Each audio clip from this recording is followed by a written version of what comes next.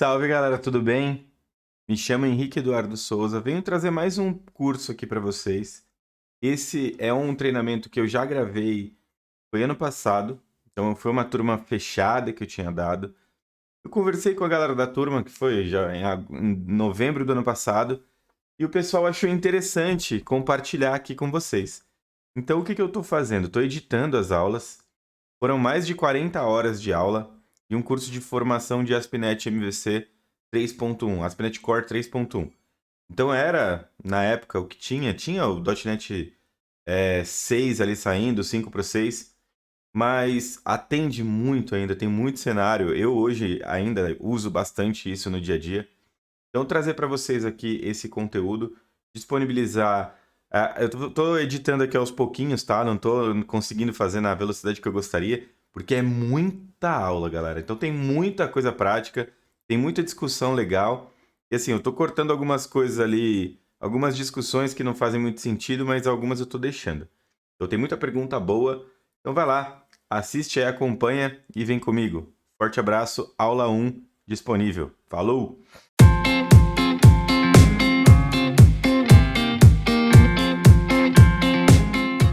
Record. Então, o primeiro capítulo aqui a gente vai falar um pouquinho sobre explorar o ASP.NET Core MVC. O que a gente tem aqui, tá, pessoal? Fala um pouco, fazer um overview sobre as tecnologias web que nós temos, principalmente sobre o ASP.NET das versões 4 em diante. Então, falar um pouquinho sobre o WebForms e a evolução dele, né? Para quem não entende o que é WebForms e o que é MVC, a gente vai explanar um pouquinho o que é a diferença dos outros e fazer uma introdução rápida aqui ao ASP.NET Core MVC. Legal. Uma introdução básica, o que nós temos aqui de tecnologias web de Microsoft, né? Cara, hoje tem bastante coisa. Então, por exemplo, para desenvolvimento, basicamente você tem Visual Studio e Visual Studio Code. Roda hoje em qualquer lugar. Tanto na web, tanto no Windows, quanto no Linux, quanto na web, inclusive. Então, hoje você pode entrar num projeto do GitHub e rodar o seu Visual Studio Code direto lá no GitHub do seu próprio repositório. Então, tem Visual Studio Code online que você consegue codar sem precisar nem nem ter Visual Studio instalado.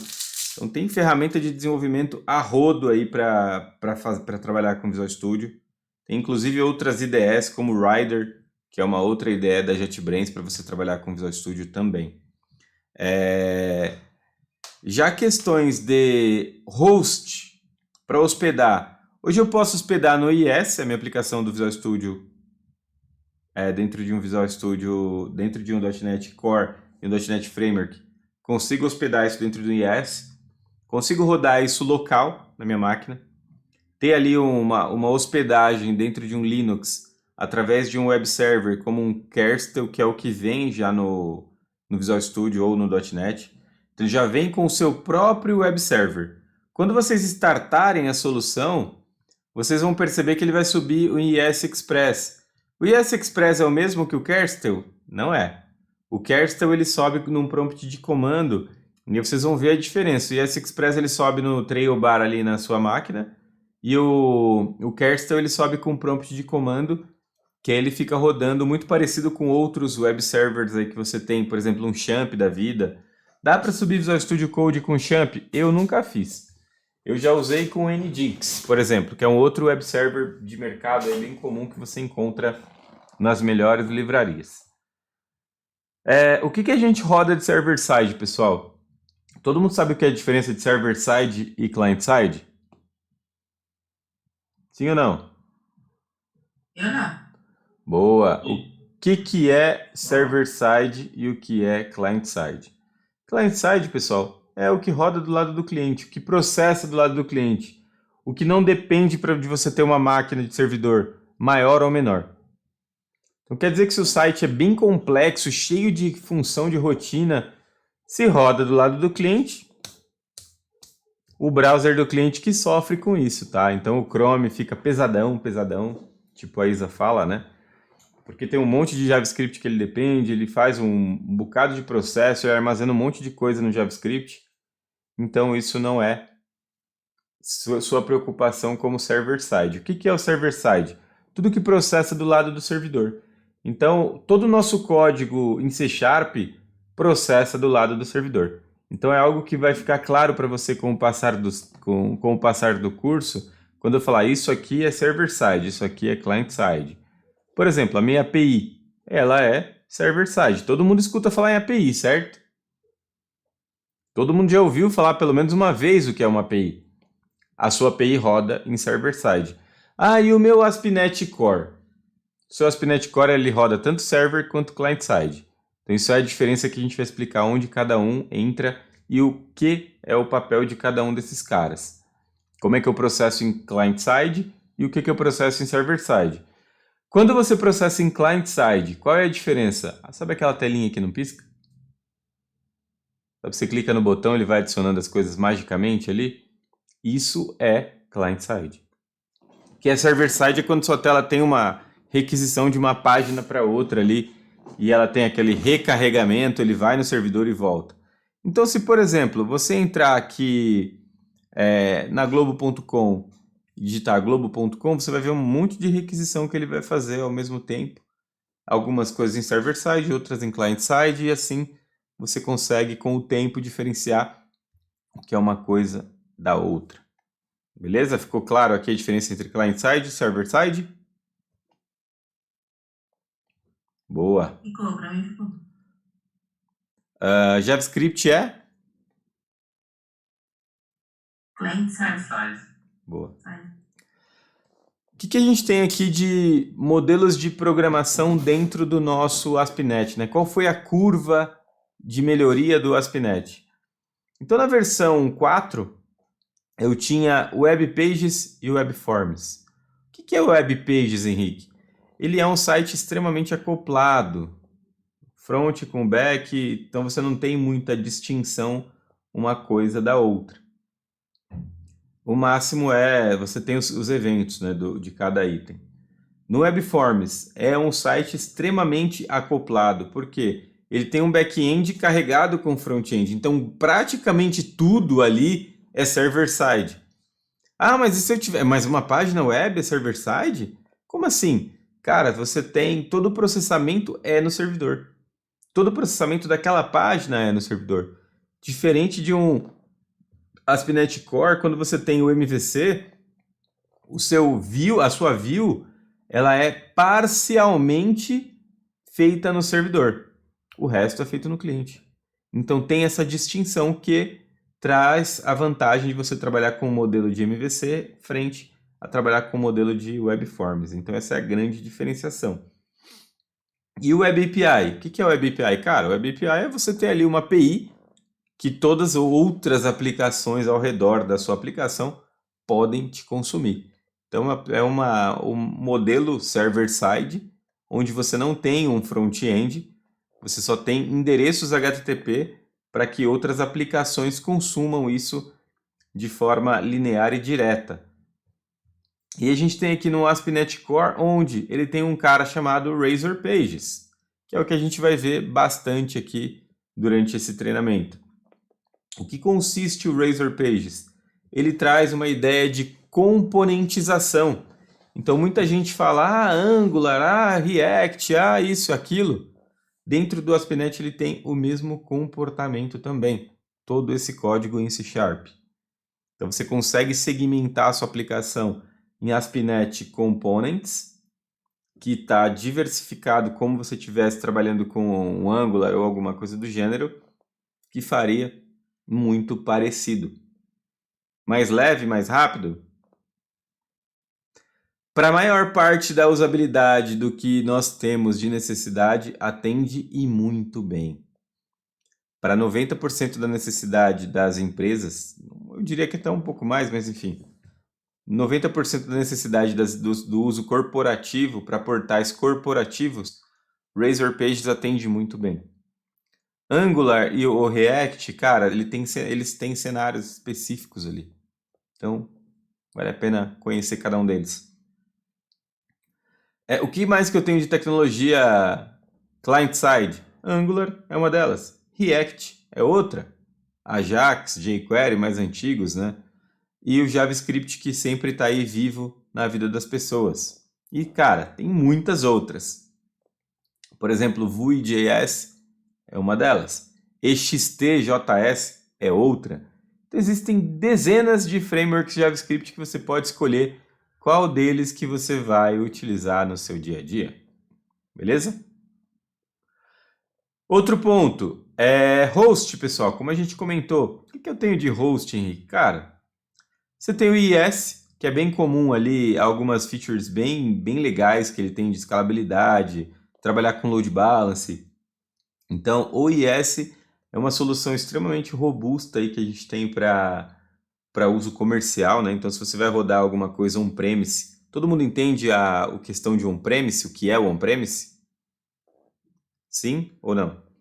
Quando você escuta o termo on-premise, pessoal, significa que você está rodando todo o seu software localmente. Como assim localmente, Henrique? Na sua empresa, no seu servidor, na sua corporação, na sua rede interna ou dentro de um ciclo, num ciclo adiamantado de segurança da sua corporação. Isso é on-premise.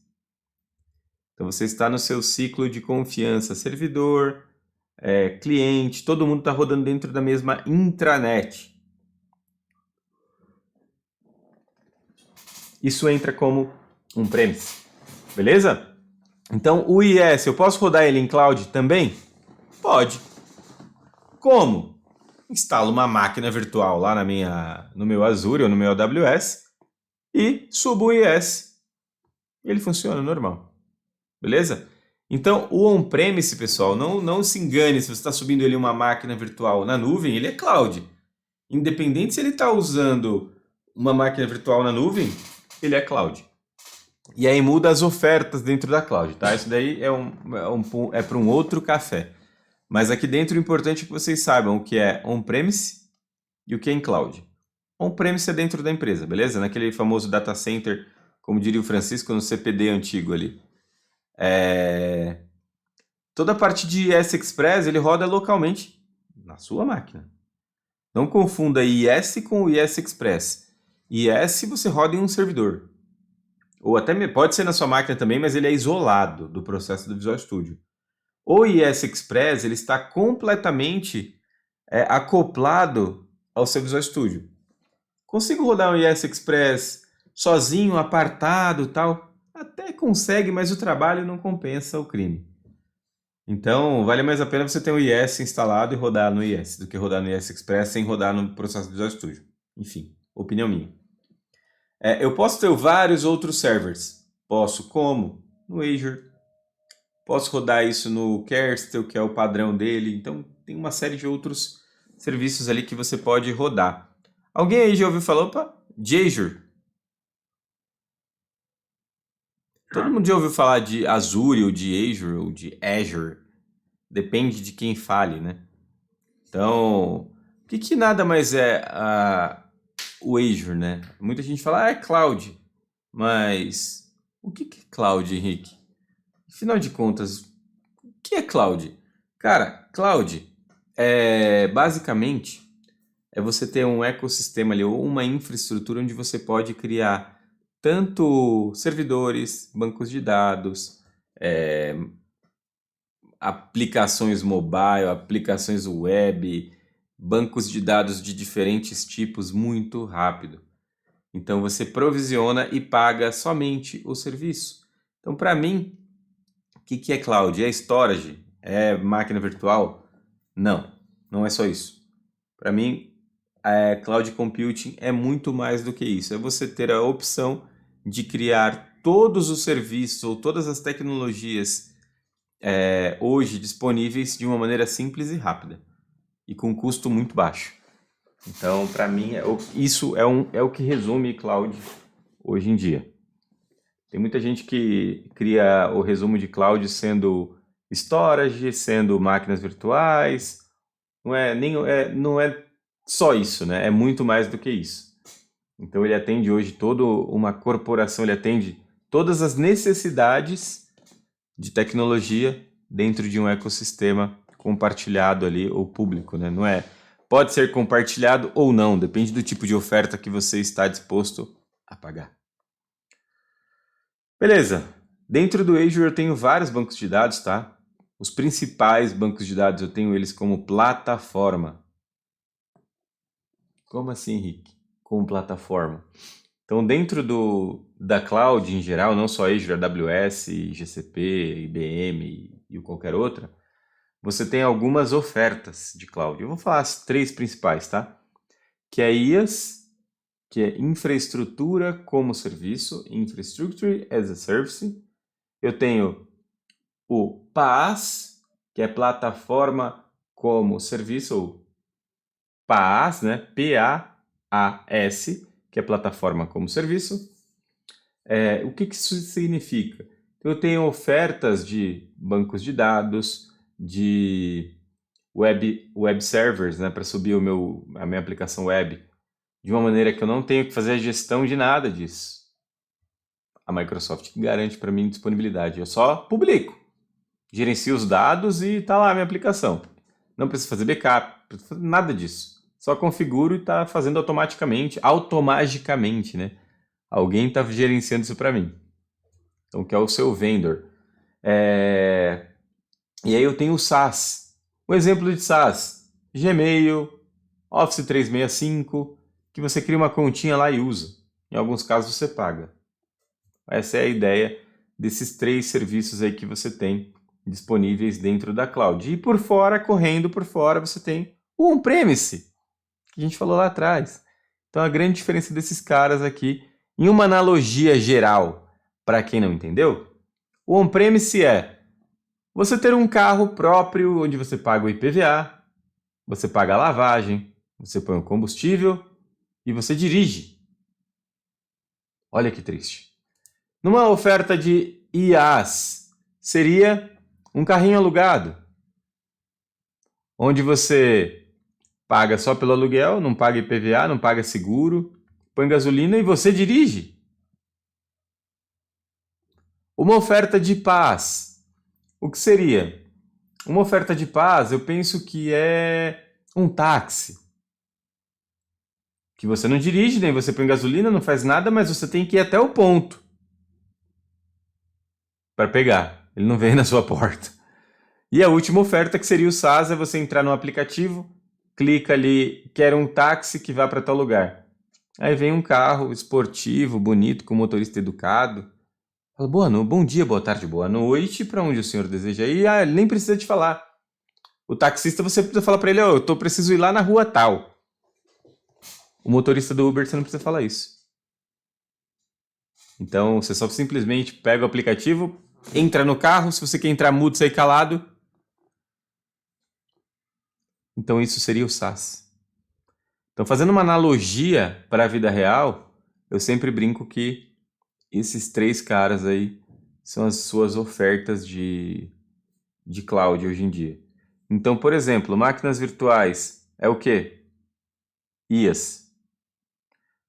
Database como Cosmos DB. PaaS. O Active Directory que eu uso lá, que eu federo meu domínio, subo meus usuários. Todo mundo sabe o que é Active Directory? Quem não sabe? O Active Directory é onde você cria os usuários, libera permissão, libera acesso, então lá é o Active Directory. Então você pode usar o da Azure também. Se você não tem o Active Directory na sua empresa, você pode criar suas máquinas virtuais, criar um Active Directory e liberar acesso individual para cada um desses usuários lá dentro do AD. Então os caras já entrariam nas suas máquinas virtuais IaaS, trabalhariam durante o dia, sem precisar ter um notebook potencialíssimo, né, para desenvolver. Você tem uma máquina só pequenininha que acesse o notebook, que acesse a internet e acesse uma máquina virtual diretamente. Então hoje em dia tem alguns cenários de empresas fazendo isso. Porque imagina um notebook com 32 GB de RAM, quanto você ia gastar para o desenvolvedor trabalhar? Muito dinheiro. Então vale mais a pena você criar uma máquina virtual que funciona 8 horas por dia, ou o cara não está mais trabalhando, ela desliga, não para de cobrar, e aí fica mais em conta ali o serviço. Tranquilo essa ideia do on-premise, IaaS, PaaS e SaaS? Beleza? Outra analogia simples ali do IaaS, PaaS e SaaS e on-premise é uma pizza. Eu vou começar pelo outro lado agora. Eu quero comer uma pizza. Ligo na pizzaria, peço uma pizza. Eles me entregam tudo. Refrigerante, pizza, toda. Isso é um SaaS. Eu quero uma pizza. Compro uma pizza pronta no mercado, chego aqui, ponho no forno. Seria um PaaS. E a questão de IaaS da pizza? Cara, eu compro uma massa de pizza, chego aqui, desenrolo a massa e põe os ingredientes e monto a pizza, põe no forno e frito. É o IaaS. E o on-premise da pizza? É você comprar os ingredientes, colocar a massinha ali, deixar ela fermentando, fazer todo o trabalho, desenrolar a massa, colocar os ingredientes, você fazer a massa e você fazer a pizza. Aí seria on-premise. Mas eu acho que o do táxi é mais claro, né? Entre as duas. Eu prefiro a do táxi. Mas enfim, espero que vocês tenham entendido a diferença de on-premise, IaaS, PaaS e SaaS. Beleza? Boa. Aí entra um pouquinho aqui o que a gente tem de tecnologia com o ASP.NET. Vou mostrar para vocês uma pequena página em Web Pages. O que são esses arrobinhas aqui, Henrique? Cara, tudo isso é código server-side. Lembrem o que é server-side, não? O que funciona do lado do servidor. Então, tudo que está dentro dos arrobinhas são coisas que vão passar a processar no servidor. E tudo que não está no arrobinha é o que está do lado do seu cliente. Então, no seu cliente, se você der um botão direito, visualizar código-fonte, você não vai visualizar nada que está dentro dessa estratégia de chaves aqui do arroba. O que eu vou visualizar? Só a saída do que aconteceu aqui. Beleza? Então, essa é a principal ponto ali que você tem de server-side e client-side. Aqui é uma diferença muito clara dentro de Web Pages, beleza? Já o WebForms, ele tem uma extensão lá .aspx. Alguém já entrou em algum site e viu lá .aspx? Quando direciona? Isso daí é o WebForms. E o que ele tem? Ele tem um code behind, que nada mais é do que um código C# ou VB completamente acoplado, que ele tem milhares de eventos que passam por cada momento da página. Então a página ela tem um ciclo de vida extremamente complexo. Então, e todo o gerenciamento de ciclo de vida dessa página é através de um objeto chamado viewBag. Viewbag não é viewbag não. Viewbag é do MVC. Eu não me lembro. Drive, né, professor? Oi? Nest Drive, né? Como? Nest Drive. Não entendi o que você disse. Ou aquele do Office, né, Nest Drive? Eu uso muito no Service Desk. Não sei. Vamos entrar aqui na página ASP.NET aqui, ó. ASPX. Vamos procurar algum serviço que tenha ASPX. ASPX. Se tem uma página aqui, .aspx. ASPX site. Diferença da ASPX. Será que tem ninguém mais com ASPX exposto assim? Acho que é a Microsoft. Não é Nest Drive, deixa eu procurar aqui, acho que eu tô falando. Aqui, ó. Esse cara aqui é um bom caso para nós aqui. Cadê? Eles trocaram já. Eles já trocaram, olha que bonitinho. Não tem mais nada assim, eu acho que aplicações web expostas com ASPX logo de cara. Talvez tenha alguma de algum estado, de algum... esse aqui, ó. Esse aqui é. Aqui eu vou mostrar para vocês o grande problema que tinha dentro do ASP.NET. Rapaz, isso aqui tá me cegando. Cadê?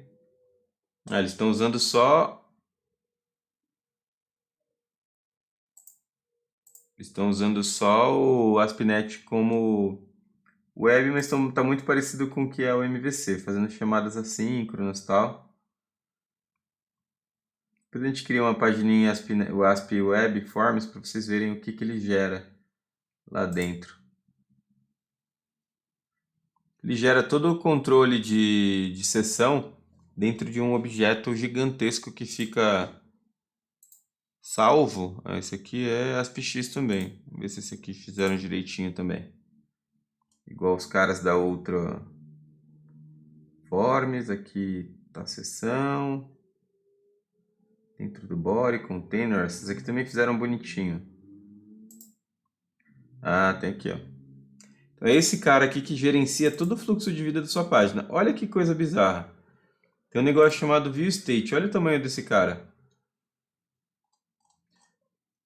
O tamanho dessa página você visualiza aqui, ó. Em Network, se você der um Ctrl F5 ou carregar a página, você vai ver o quanto que ela baixou aqui, ó. Vamos colocar tudo. Você vai ver todo o tamanho da página ficou em 1.3 mega. É muita coisa. Pense abrir isso dentro de um aplicativo web. 1.3 mega. Essa daqui, vamos ver. Quanto que ela ficou? Tá baixando ainda. Mas até agora, 63, 65. Então o tamanho da página inteira deu 65 KB. 1.3 mega para 65 KB é uma diferença gigantesca, né? Ah, mas aquele site era mais complexo. Se você entrar na Globo.com, por exemplo, olha o tamanho da Globo.com. Que é um site gigante, cheio de imagem. Não deve dar 1 mega. Até porque muita gente trafega isso no celular, né? Então tá aí, ó.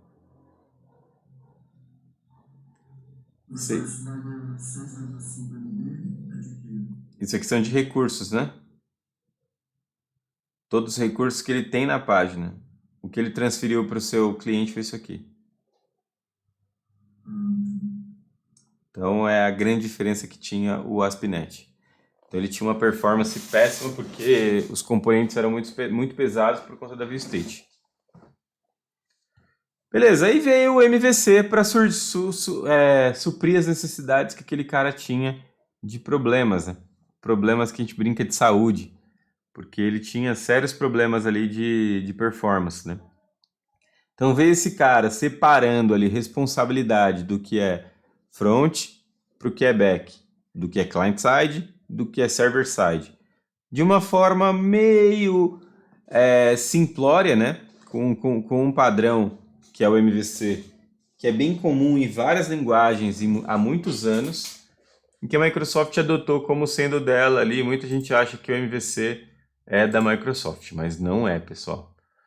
O MVC ele vem a longa data aí de várias outras plataformas. Se eu não me engano, o primeiro cara que teve MVC foi o PHP, que veio com um framework MVC bem maduro, tem até hoje. O Java tem o Spring MVC, então tem um bocado de gente aí que tem frameworks MVC. Mas, e quais as vantagens do MVC? É muito mais fácil de você testar. As URLs, elas não ficam com aquele ponto ASP.NET, né? ASPX.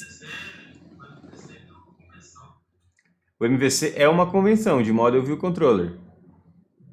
E é uma convenção de longa data.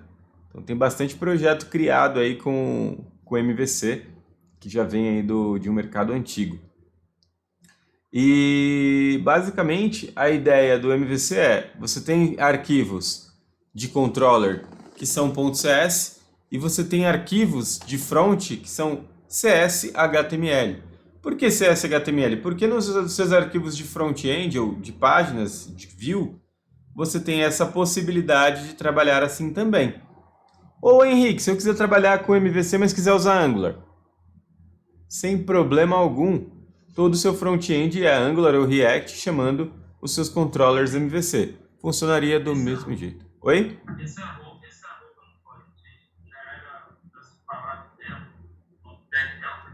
esse cara aqui não é um tag helper, é o símbolo para server side. Tag helper é tudo que vem depois do arroba, tipo HTML, URL, são tag helpers, que são tags ali de ajuda que você vai ter para fazer algum processamento no client side. Beleza. E a gente falou um pouquinho sobre isso, né? Sobre MVC, Webforms, Web Pages. Cara, se for começar um projeto hoje, Henrique, o que que você começaria? Ia te perguntar algumas coisas, né? Por exemplo, que tipo de aplicação que você vai usar? O que que é o cenário? Ah, Henrique, é um e-commerce. É um e-commerce, você precisa de muita interação com o cliente, né? Então você faria isso usando, por exemplo, MVC? Você usaria, pode ser, das três abordagens, ou Web Pages, ou Webforms, ou MVC, eu usaria MVC com certeza. Mas e se fosse uma aplicação e-commerce que tivesse possibilidade de você usar algum outro framework? Com certeza eu usaria alguma coisa como Angular ou Vue. Algo nesse sentido. Ok? Deixa eu botar isso aqui. Só rapidinho. Opa. Fazer assim. Oi, pode falar. Hoje você trabalha com C Sharp. Uhum. Para você trabalhar com a ferramenta Angular, é importante você ter conhecimento do C Sharp com Angular. Cara, é uma pergunta complexa. Muita gente me pergunta isso. Eu sou obrigado a conhecer Angular? Seria mais ou menos isso aí. Eu sou obrigado a conhecer Angular se eu conhecer Sharp, por exemplo? Cara, eu te falo, não necessariamente. Mas por quê, Henrique? Porque, por exemplo, hoje você tem uma carreira de front-end developer, que é bem forte no mercado. Então você tem ali todo o conhecimento do cara que conhece back-end e conhece front-end. São conhecimentos diferentes. O cara que conhece os dois hoje, ele é considerado full stack. Então se o cara conhece Angular muito bem, ele consegue trabalho só para ser desenvolvedor de front-end. Por exemplo, na minha equipe eu tenho algumas pessoas que são só front-enders. Não trabalham como back-end. Nem conhece back-end. Os caras nem conhecem de .NET. Eles conhecem da API. Falam, eu preciso consumir a API X. Beleza. A API X tem todo um código de negócio por trás ali. Então o cara conhece o fluxo do negócio e conhece o front-end. Então, hoje como tem uma série de regras de desenvolvimento, uma série de padrões para aplicações complexas, onde você tem times que cuidam só do front-end, onde você tem times que cuidam só do back-end. Então tem toda essa diferenciação aí que você consegue trabalhar de forma individual com cada um deles. 4 até o 5. No ASP.NET Core, esses mecanismos aqui foram basicamente refeitos. Algumas coisas são características parecidas, como por exemplo essa parte de autenticação e a parte de cache. É muito parecido com a do MVC até a versão 5, tá? Que é Framework 4.8. Lembram, né? .NET Framework, .NET Core. .NET Framework, todas as versões do ASP.NET MVC, inclusive até a 5, herdava tudo que você tinha para trás, tá? Então todas essas características aqui. No .NET Core, isso mudou drasticamente, então tem essas características de configuração, autorização estão bem diferenciadas. Um overview básico aqui sobre Web APIs. Outro tema bem comum. Quem conhece do termo REST? Alguém? Já ouviu falar? Se sente confortável para falar sobre REST? Estamos todos aqui no ciclo de amizade, galera. Ninguém tá errado e ninguém tá certo, tá? Eu só tenho uma opinião, mais formada, mais formatada, à base de alguns anos.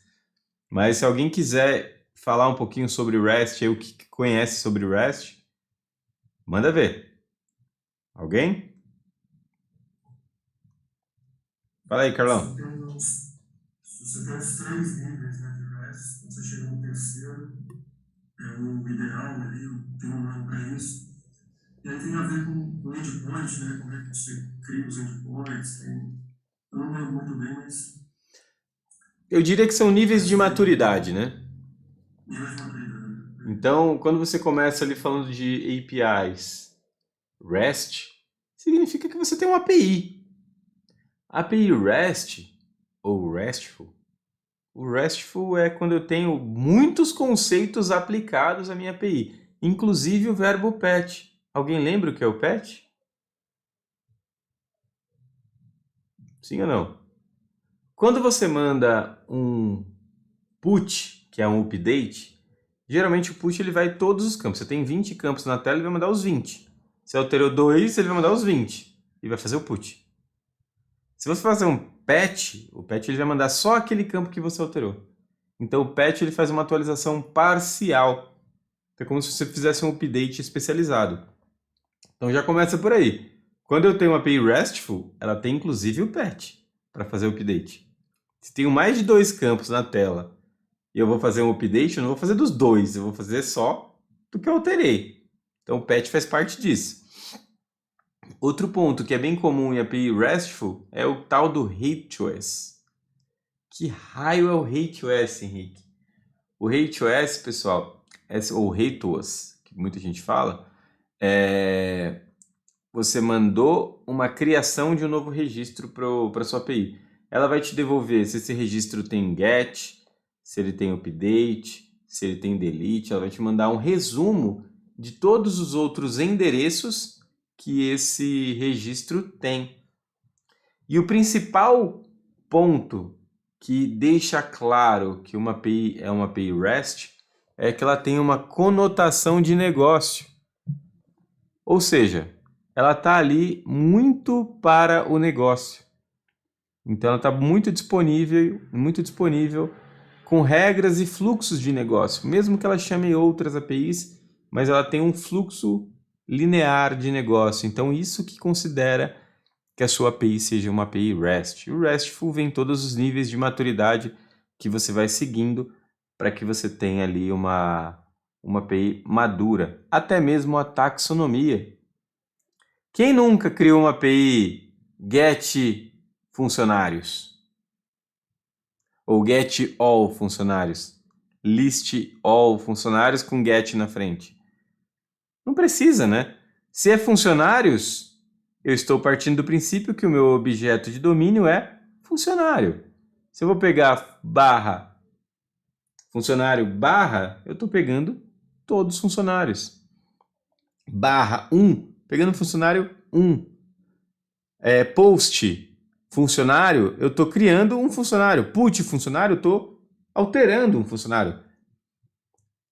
Delete funcionário, ou um verbo de delete do funcionário, eu estou excluindo um funcionário. Então, se vocês olharem no próprio Postman, tá? Depois se vocês precisarem instalar aí, lá na máquina tem. Quando vocês criam uma nova... Rapaz, tá lento. Então aqui, ó. Sempre que você vai criar uma nova chamada, ele te dá get, post, put, patch, delete, copy, head, options, link, unlink, purge, lock. São verbos HTTP. Mas os principais o pessoal conhece é get, post, put e delete. O patch alguma galera muito pouco conhece. Agora vocês conhecem também. O patch é para fazer uma atualização parcial na sua API.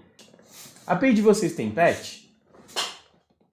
Não, não tem. Para que serve o patch? Aí você conta para nós. Olha o plantando a discórdia já na vida das pessoas. Então, get, pensando em banco, select, post, insert, update e delete. Beleza? Pensa aquela tela que tem 200 campos. Mas eu fiz a operação somente em um e foi somente então. Entendi. Legal. Você não precisa mandar o objeto inteiro, você só manda o cara que você alterou. Sacou? A WebAPI, basicamente, ela trabalha com JSON, tá, pessoal? Mas dá para trabalhar com XML também. Eu não gosto. Só em último caso, quando for necessário, a gente usa uma conversão ali para XML, mas ultimamente, do que eu tenho visto, cara, não precisei nada de XML, mesmo os casos que eu tinha alguns anos atrás, que eram consumos de APIs do SAP, que os caras queriam que fosse XML, XML. Aí a gente acabou evoluindo lá dentro do próprio SAP mesmo para consumir JSON também. Então, funciona bem. Uma introdução básica que o ASP.NET Core, né? O que ele veio de vantagens? O ASP.NET Core ele veio com, em resumo, mais performance. Isso é fato. Mas por que, Henrique? Porque ele veio com uma versão bem mais simplificada do que é o ASP.NET. Lembra que a gente falou que o ASP.NET Web Forms tinha um monte de problemas? E depois eu falei na sequência que o ASP.NET MVC herdou um monte de coisa do ASP.NET Web Forms? Ele herdou todos os problemas de saúde que o ASP.NET Web Forms tinha, né? Porque ele começou a reaproveitar um monte de coisa. Então, por mais que você melhorasse a linguagem, ele ainda tinha sérios problemas de performance. O ASP.NET Core não, os caras reescreveram todos esses mecanismos, apesar de alguns deles serem parecidos, mas são completamente reescritos. Então isso melhorou muito a performance. Tem gente que compara, muito tempo achava que Node era muito performático, mas ele trouxe uma série de problemas de saúde, ó. Problemas de saúde na sequência, porque eu fiquei estressado com vários problemas de segurança que esse cara tinha, causados por mim mesmo. Mas enfim, isso é para outro show. E depois eu comecei a bater performance entre Node e ASP.NET Core, cara, não deixou nada a desejar. Muito pelo contrário, o ASP.NET Core até atendia requisições a mais. Então, eu achei isso bem interessante do ASP.NET Core, tá? Dentro da mesma infraestrutura, ele acaba respondendo mais que um próprio Node, que é uma interface sequinha ali que a galera gosta muito. O próprio Spring Boot, pelo próprio tempo de cold start do Java, se dependendo de onde está, o .NET ainda responde mais rápido. Não tem tanto problema. Então, as grandes vantagens que você tem aqui no ASP.NET Core, que eu achei, tá? Toda compreensão para trabalhar com Docker, porque ele consegue rodar num web server mínimo, e a ideia de container é essa, tá? Você rodar dentro de um mínimo esforço, dentro de um mínimo ecossistema ali, para ter essa garantia de um ecossistema mais redondinho, funciona na minha máquina, funciona na sua, funciona no servidor, funciona em qualquer lugar. Basta eu criar um environment para saída disso e tá tudo bem. Que massa. E aí vem a ideia do Razor Pages, que é o que a gente falou, né, pessoal? Arrobinha, diretiva de arrobinha. Você tem aqui a ideia do server-side. A ideia do Razor Pages é que ele trabalha muito parecido com Model View. Como assim Model View? Ele tem uma classe de model que tem todo o negócio dele, todo o back-end dele extremamente apertado. E ele trabalha com requisições HTTP. Então, eu sei que é o onGet, onPost, onPut, onDelete. Então, ele trabalha de uma forma bem clara o que é cada um desses verbos dentro do seu back-end, que seria o seu model, né? Então, ele trabalha num padrão chamado ViewModel.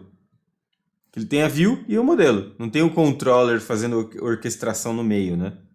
Então, esse é o modelo mais simplório. Funciona. Cara, todo o identity do .NET Core é escrito em Razor Pages.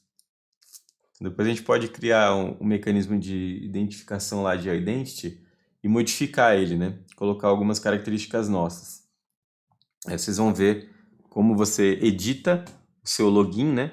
Deixa com a sua cara e como é possível ali olhar e trabalhar com Razor Pages. Então é interessante você conhecer esse cara aqui também. É simples pra caramba.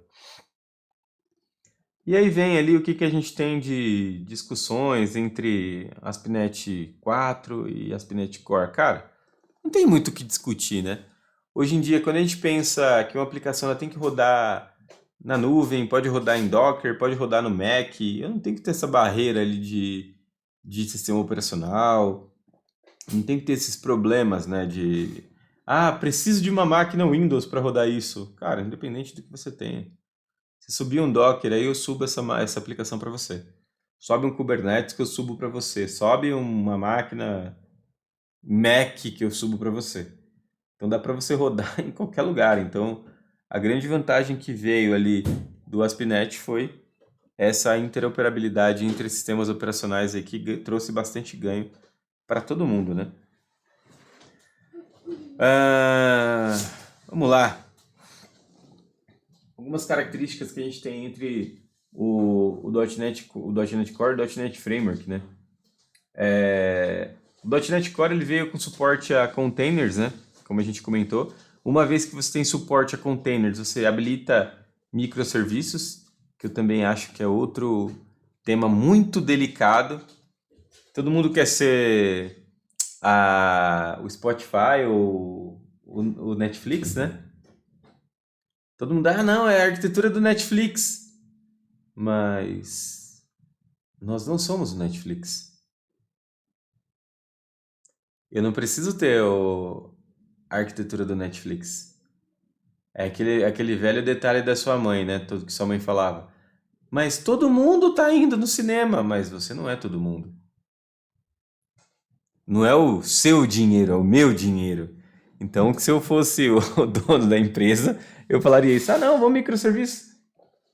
Quantos desenvolvedores a gente tem aqui? Temos dois. Dois caras muito bons. Dois caras não fazem microserviço.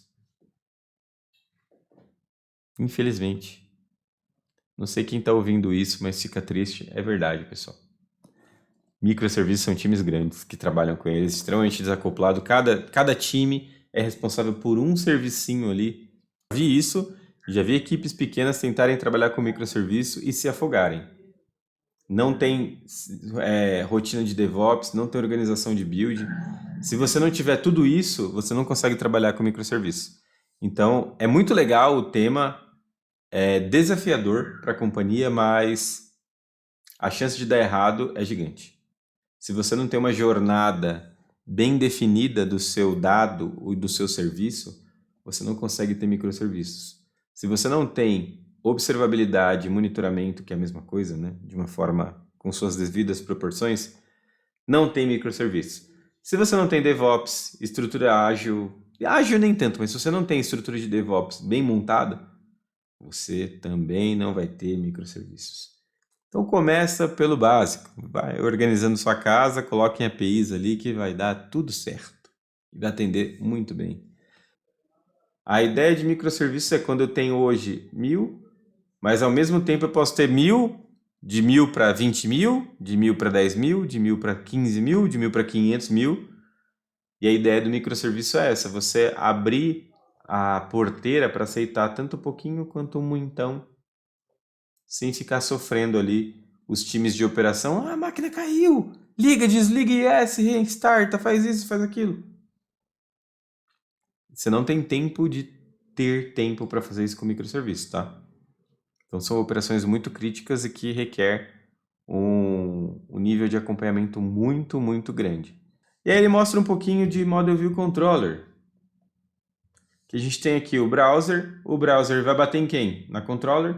A controller, ele sabe se é direto para view ou ele sabe se ele precisa de um modelo que vai no banco, volte e cria aqui uma view para você renderizável, por exemplo. E aí teria aqui uma demo para a gente criar aqui uma aplicaçãozinha básica. Vamos lá, vou fazer uma aplicaçãozinha básica aqui para vocês darem uma olhada, só para mostrar o fluxo da informação com MVC.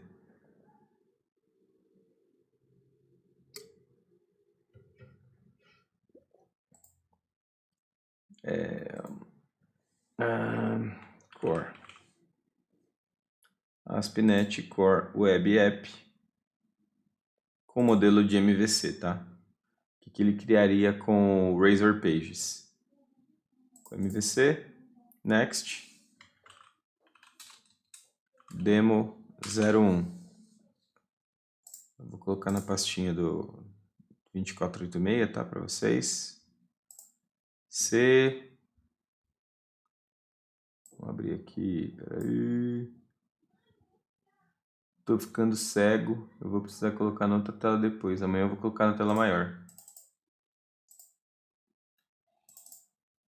Nossa, 86. Cresceu aí. Beleza. Então aqui está a estrutura que a gente comentou. Tem as minhas controllers. Tem a minha pastinha de models. Tem a minha pastinha de views. Então, o que seriam essas pastinhas, né? Vamos passar por elas. O que é a pastinha shared? Tudo que eu tenho na pastinha shared, consequentemente, é compartilhado com todas as minhas outras pastinhas de views. Por exemplo, dentro dessas pastinhas de views, eu tenho aqui a minha pastinha de view de erro. Caso dê um erro, ele vai cair aqui. Então, quer dizer que eu consigo customizar minha telinha de erro? Isso mesmo. Se der um erro em tempo de desenvolvimento, ele vai te mostrar aqui, ó. Se você está com desenvolvimento, a sua telinha de erro aparece bonitinha aqui com seu environment setadinho. Essa daqui é a pastinha de erro de meio que produção. Mas dá essa telinha de erro quando dá um erro qualquer, Henrique? Sim. Então vamos fazer assim, ó. Dentro da minha rota index, que eu já vou voltar aqui, eu vou criar um int x, que é igual a 0, e fazer uma divisão x dividido, int resultado é igual a 10 dividido por x. Beleza. Vou rodar essa aplicação com ES Express.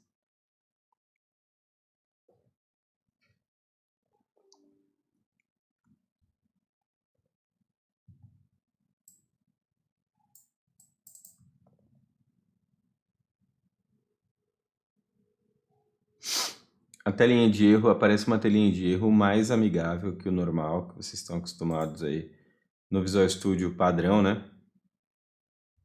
Aqui, ó. Divisão por 0 e tal. Mas aqui ele apareceu uma tela de erro feia, né, Henrique? Com a pilha do erro, cabeçalho, porque a gente está em ambiente de desenvolvimento. Se eu estivesse rodando, por exemplo, em ambiente não de desenvolvimento, depois a gente monta os ambientes de stage e vou mostrar isso para vocês com calma. Se aqui no meu start de projeto eu não falar que é desenvolvimento, ele vai startar, ele startaria aqui, ó.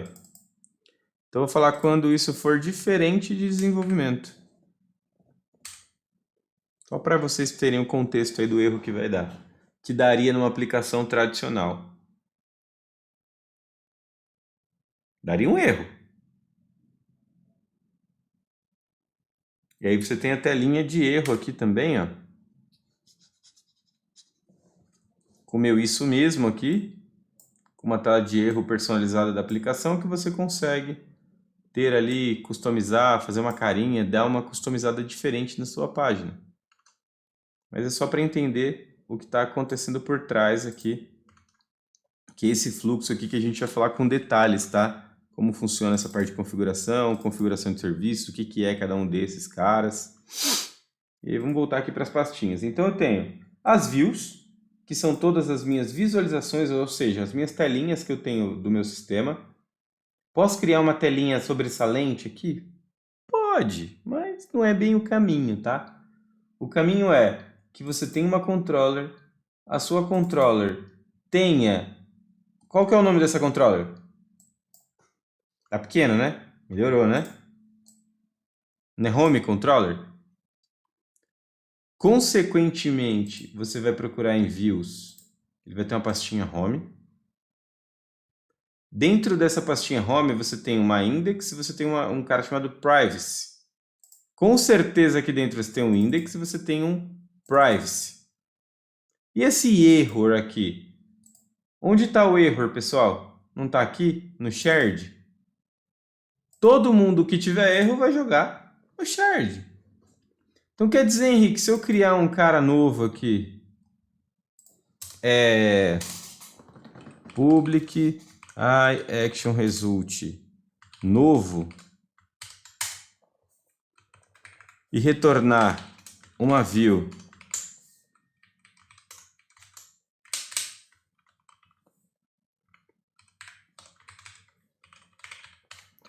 vou retornar uma view e mando aqui, botão direito, criar uma view. Posso adicionar uma view vazia? Posso adicionar uma view vazia. Adicionar view vazia. O nome dessa view, você vai ver que a view vazia vai ser,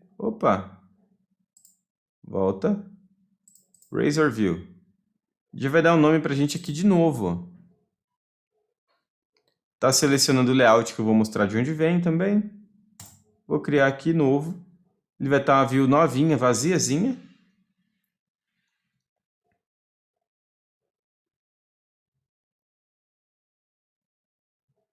Tá lento pra dedéu. Ele tá instalando aqui pra mim, ó. Copia e cola, né? Eu faço Ctrl+C, Ctrl+V bastante no Visual Studio Code, quando eu trabalho com a parte de views, né? Então aqui ele fez tudinho. Demora a primeira vez que ele instalou um monte de pacote, né? Então como é que ficaria o endereço dessa minha página?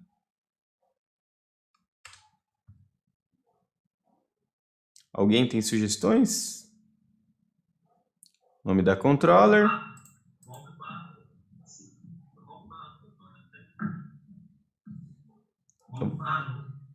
Home/novo, porque é minha controller. Tá dando pau aqui, deixa esse cara dar pau. /home/novo. Então aqui tá a minha pagininha nova. Mas Henrique, por que o home ele não tem nada, né? Por que o home ele tá com index direto? E aí é um outro ponto que a gente vai falar, que são as rotas. Um outro capítulo que a gente vai falar bastante disso aqui.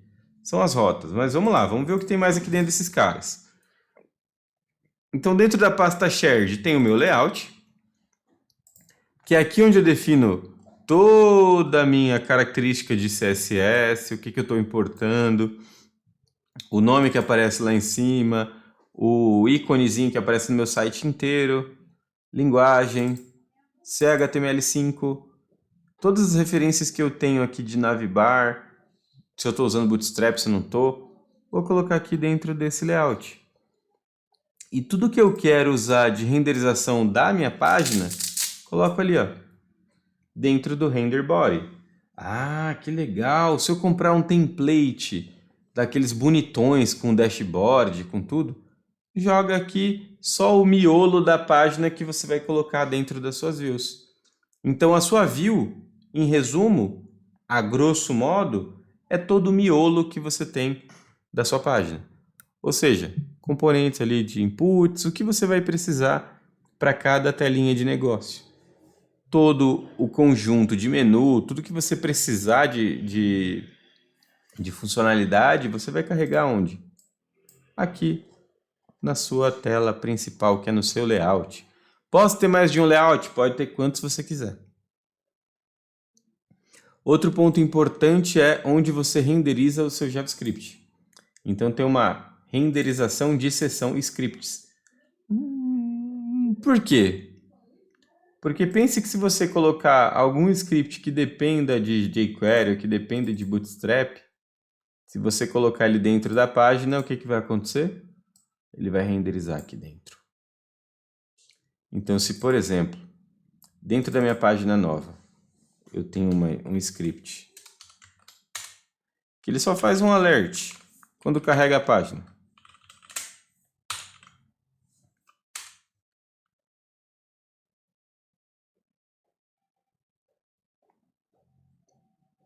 Compre batom. Olha lá.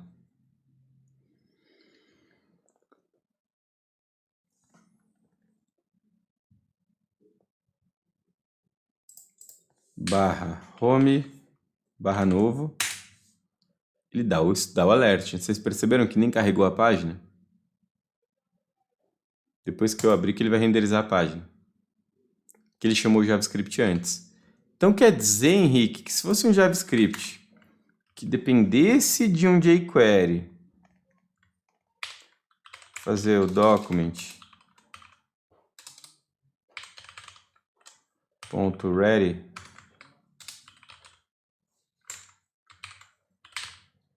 ou seja, o documento está pronto, carrega e dá o alert. Isso aqui iria funcionar?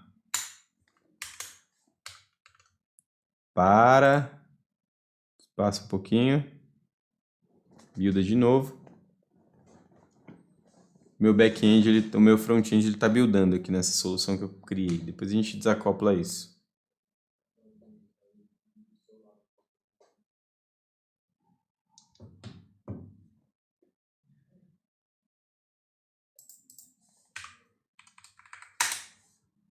Olha lá. Quebrou. Então, se eu der um F12 aqui e inspecionar, ele vai ter um erro. Qual que é o erro que está acontecendo? Ele não conhece esse cara aqui. Então, para que isso funcionasse, eu teria que fazer isso aqui, ó.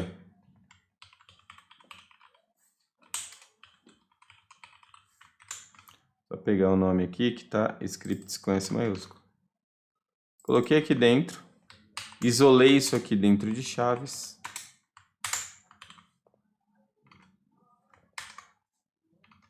Pare um pouquinho, starta um pouquinho que funciona.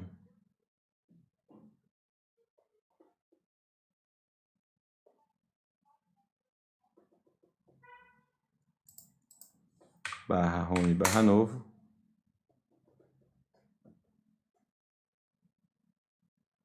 O fundo da tela carregou. Por quê? Eu estou carregando depois dele renderizar o body.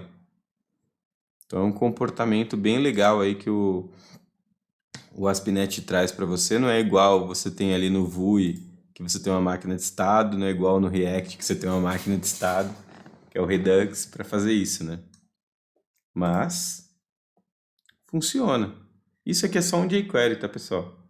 Simples. Ele carregou toda a tela, carregou todo o HTML para depois te dar o spool. Por quê?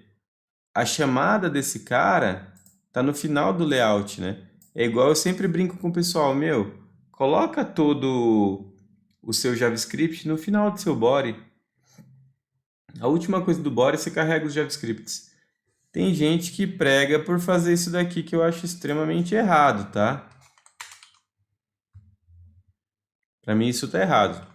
Mas enfim, tem gente que acha que tá certo. Funciona? Funciona. Mas tá errado. Porque para mim o JavaScript faz parte do body, faz parte da página. Depois que ele renderizou todo o resto, ele baixa o JavaScript. Beleza? E aí depois que ele baixou todo mundo, ele chama o seu JavaScript. Então é o tempo de você visualizar a sua página ali, ela renderizando para mostrar para você a tela no fundo, depois carregar as funcionalidades. Então ali é um ponto... Oi? Se o requirement estiver true, todas as outras páginas têm que implementar o script. Tem que implementar isso aqui. Então não é normalmente um JavaScript, podia ser uma seção. Então, por exemplo, você cria uma tela. O padrão da tela é uma tela de cadastro. Na tela de cadastro você tem que ter uma seção de campos e uma de botões. Aí você cria ali a sua regra de required para cadastro e para botões. E você precisa ter duas áreas separadinhas ali organizadas no seu código. É uma forma de organização também. Então, eu criei frameworks de geração de código que tinha ali para a tela de CRUD. O cara tinha que ter uma seção para um grid, uma seção para campos e uma seção para filtros. Ele era obrigado a preencher esses caras aí para fazer uma tela de CRUD. Porque ficava tudo uma telinha só, né? Então, ele tinha algumas sequências a seguir. Então, essa é a ideia do Razor aqui, de facilitar para você. Então, dentro dessa pasta de shared, você tem tudo isso aqui que é o seu layout. As validações, né, que ele traz dentro do jQuery, com o jQuery Validate, jQuery Unobtrusive para validações que ele tem em browsers mais antigos. Então ele já traz ali uma partial que ele carrega isso provavelmente dentro do layout. Deixa eu ver se ele carrega aqui. Ele não está carregando aqui. Mas em algum momento esse cara deve carregar essa partial para ter também aquela questão ali dessas validations aqui. Então, com certeza, se eu for usar um form, ele vai trazer esses dois caras aqui dentro do meu form, ou vai colocar alguém para validar o meu form. Error, a gente já mostrou, e eu tenho aqui view imports. Então, aqui é onde eu faço a declaração de todos os usings do meu código ASP.NET. Seria os usings que você faz para componentes que você tenha dentro do seu Visual Studio, ou dentro do seu projeto ou de outros projetos, porque você pode ter um namespace só para componentes específicos. E é aqui onde você registra os seus componentes. Como fosse no Angular você fizesse um import de componentes. Quem trabalha com Angular aí deve entender o que eu estou dizendo, né? Quem trabalha com C# sabe que é como se fosse o meu using dos meus projetos. View Start. View Start, pessoal, é o fluxo padrão que todas as views, antes de serem renderizadas, elas passam pelo View Start. Eu posso ter outras Views Starts? Pode. Pode sim. E aqui ele carrega o layout. Então ele está carregando o layout da minha view, esse layout aqui. Ah, Henrique! Quer dizer que se a minha view que você criou agora, nova, eu fizer isso aqui, layout igual a null,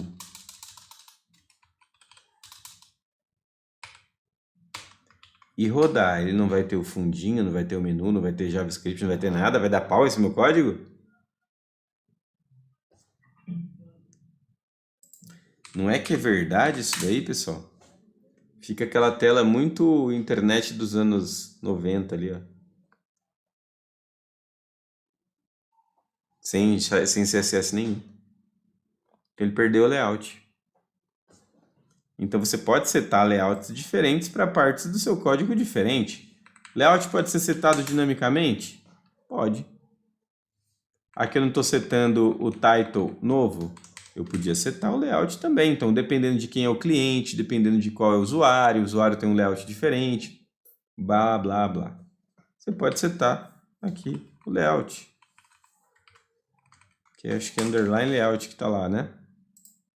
Aqui, ó. E aí eu quero setar esse underline layout direto de uma view bag ou uma view data. O que são esses dois caras, Henrique? View bag e view data são objetos de transporte do seu controller para a sua view. Esses caras é como se eles tivessem um sem parar na via entre o controller e a view. Então esses caras eles têm um acesso direto por referência. Então a sua view ela enxerga alguns objetos que estão no seu controller também. Esses dois caras são um deles. Então, por exemplo, vou passar aqui, ó, dentro do meu home controller, vou criar, aqui ele está falando qual que é a página que ele tem, não tá, né? Podia fazer isso aqui, ó. Digamos que viesse o layout igual a layout.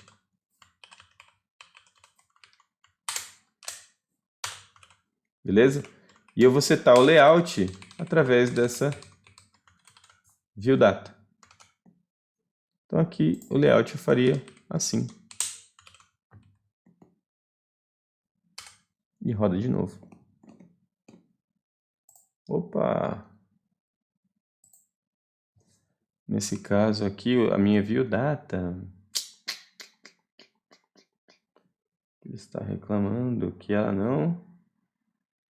Tá, então aqui deveria ser uma view bag layout.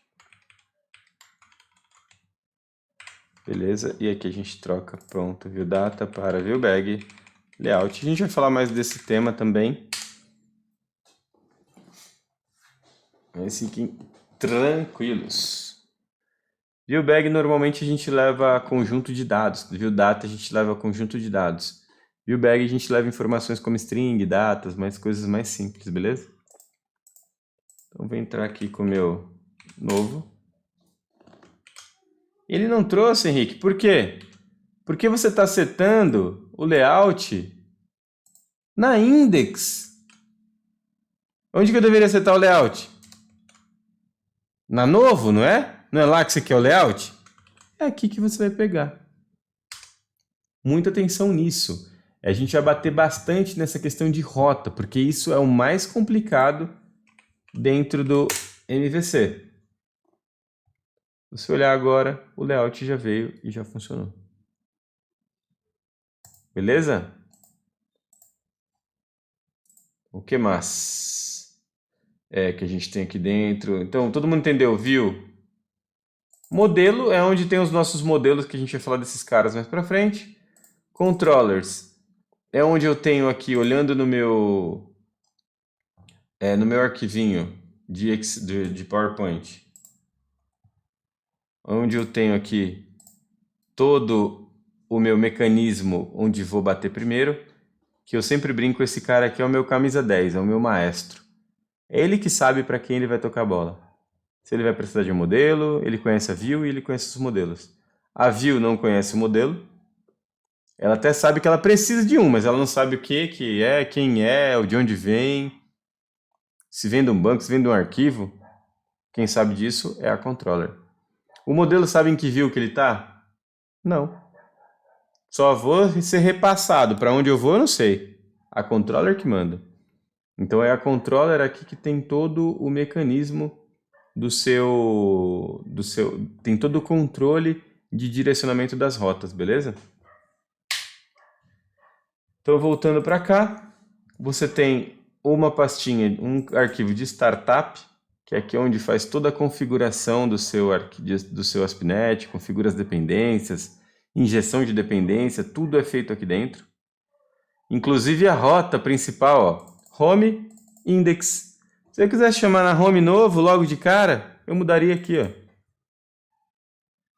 Então quer dizer que o barra novo não vai precisar de nada? O seu barra novo é o vazio, né? O default. Então aqui ele já cai no barra novo, né? Vamos lá. Pronto. O barra home, ele tem barra home, barra index, o privacy, barra home, barra privacy. E o default sem nada é no meu novo. Então a configuração da sua rota principal você faz aqui. A gente vai ver mais sobre isso, tá? Sobre parametrização de rotas, sobre customização e configuração de rotas. Esse arquivo é onde a gente vai passar basicamente o módulo 3 inteiro. Então o meu program é onde eu tenho o main da minha solução, onde aqui eu escolho qual que é o meu modelo de startup que eu vou rodar, qual que é o meu web browser, se eu vou trabalhar com IS, com Kerstel. Por padrão, esse cara aqui, ó, o Host Create Default Builder, ele trabalha ou com o IS Express ou com Kerstel. Ou quando você faz o deploy, esse cara aqui também trabalha com IS. Então o padrão é Kerstel, IS ou IS Express. Se você quiser criar um startup ou um iHost Builder para rodar, por exemplo, no NGIX, é aí que você vai mudar. Ah, com Apache. É aí que você vai mudar. Eu nunca rodei, nem sei se roda. Deve rodar. Mas como você falou lá, Henrique, para subir a aplicação sem ser no meu... Como é que eu digo? Dentro do meu... do IS Express. Você seleciona esse cara aqui de baixo, ele vai subir um Kerstel para você e vai subir uma linha de comando aqui, ó. E aí a gente vai ver ele processando. Aqui, ó. Subiu o web server local da sua máquina. Tá aqui, ó. Hosteou na porta 5001 e na porta 5000. Fiz HTTP e HTTPS. Porta 5001, porta 5000 com HTTP. Também funciona do mesmo jeito. Na verdade, ele está direcionando para a porta 5001. E está aqui rodando bonitão, ó. sua aplicação. Então esse é dentro do seu Kerstel. Tem mais um ponto aqui que eu ia explicar para vocês, que é onde tem todo o www-root. Que aqui é onde está todos os seus arquivos de JavaScript. Suas libs que você está usando. Então tem uma diferenciação bem grande ali, que ele separa basicamente o que é publicado com o que é buildado, o que é estático com o que é compilado. Então toda essa parte de www-root é onde está todos os seus arquivos estáticos. E aqui tem a pastinha de properties, que é onde você configura as portas que a sua aplicação vai subir, configurar os perfis, né? Então, por exemplo, eu consigo criar um perfil novo aqui, tá aí S-Express. Quero mudar para ou dev local. Quando você olhar aqui, ó, tá dev local. Nesse projeto. Então, os ambientes você configura aqui.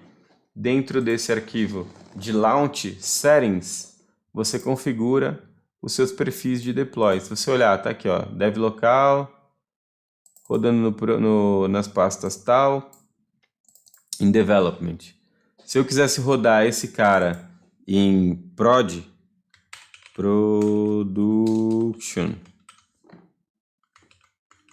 esse é o environment que ele vai subir. Então quer dizer, Henrique, que se você mantivesse aquele errinho que você deixou lá na index de propósito. Caramba, cadê o meu home? Esse errinho que você deixou aqui comentado e rodasse aqui no dev local, ele vai subir como produção? Vamos descobrir? Então quer dizer que se eu clicar no home, ele deveria aparecer a tela com os errinhos, não aquela tela de erro quebrada, né, de development. Ele tem aquela diferenciação que a gente precisou mudar no startup, lembram? Vai dar o erro aqui, claro, mas ele vai trazer a tela de erro de produção. Ele fala para a gente setar o environment para development. Isso daqui é uma variável global do ASP.NET Core, que é onde ele se baseia o que ele vai executar. Dentro do nosso config de ambientes, aqui dentro também eu tenho o development. Então, dentro do App Settings, eu também tenho um cara de development. Eu posso criar outros? Posso. Posso fazer assim, ó. Eita, apaguei tudo. Apaga esse cara aqui. Pronto. Eu posso criar aqui, ó. App Settings. Ponto development. Esse é um. Posso criar outro. Barra. Ponto. Staging. E outro de produção. Opa. Copia outro aqui. A gente vai chamar esse cara de ponto production. Opa. Production. Então vocês percebam que ele ficou todo mundo. Nossa, faltou um pontinho, né? Então você tem aí os ambientes que você pode trabalhar, separar cada um desses configs com informações diferenciadas, connection strings separadas, pastas, nível de log, tudo que você quer diferenciar de um ambiente para o outro. E aí aqui nesse Launch Settings você pode criar vários ambientes, onde você simplesmente faça isso. PRD.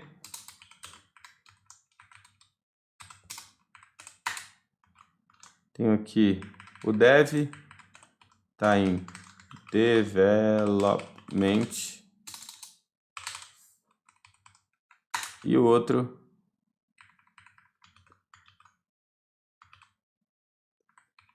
Tá certo aqui. O outro é o HML, por exemplo, de homologação, que é no Staging.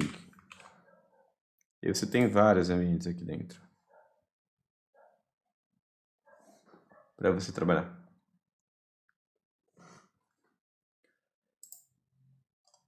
Então, basicamente, a gente deu uma passada rápida aqui em todos os caras que a gente vai revisitar depois